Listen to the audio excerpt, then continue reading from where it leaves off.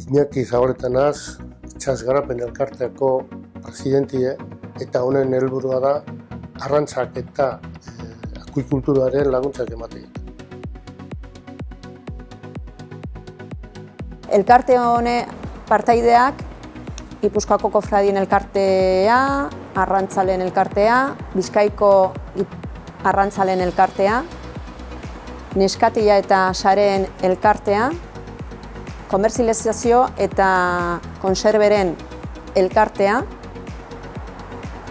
Ondarroako Arrantzalen Elkartea ere, eta hazi entitate publikoa osatzen duten taldea da.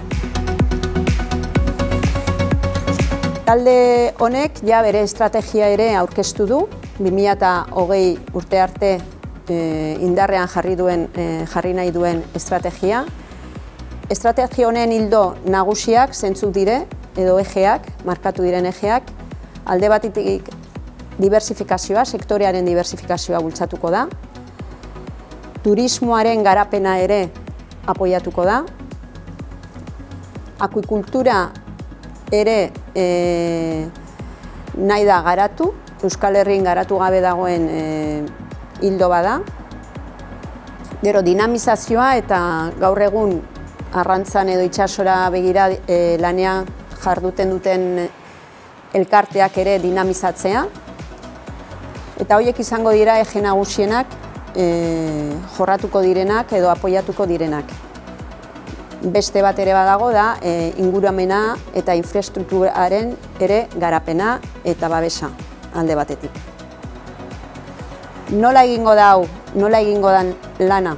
Bueno, lehendabizi urtero Euskal Gobernuak, Arrantza Sailak egingo du deialdi bat proiektuak aurkezteko.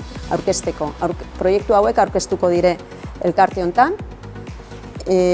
Proiektuak izango dute puntuazio bat, estrategiarekin bat datozen edo ez horren baitan puntuazio bat emango zaie proiektuei, eta Euskal Jaurlaritzak azkenen gure elkartearen proposamenarekin egingo du laguntza erabaki ze mailatakoa izango den proiektu baterako edo besterako. Espero dugu proiektu hauekin, gure helburu nagusia, aktibitate ekonomikoa gure arrantza portuetan eta lurraldeetan garatzea eta indartzea lortzea.